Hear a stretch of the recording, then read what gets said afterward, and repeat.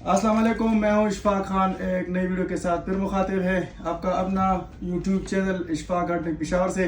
आपको बीजान पेलेट्स है ईरानी, इसके ऊपर 18.2 ग्रेन है। इसकी कुरेसी चेक करते हैं। क्रोनोमीटर के ऊपर त्रॉन गन है, रेक्सिमिक्स कंपनी का है।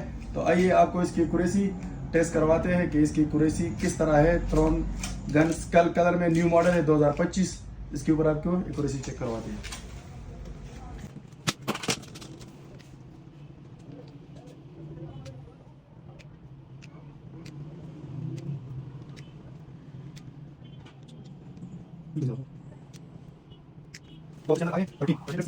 इसकी एक्यूरेसी दिखा देते हैं। इसकी एक्यूरेसी किस तरह है बीजान पेलेट्स के ऊपर। तो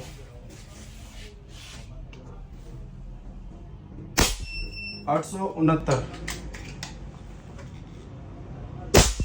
873, 864, 868,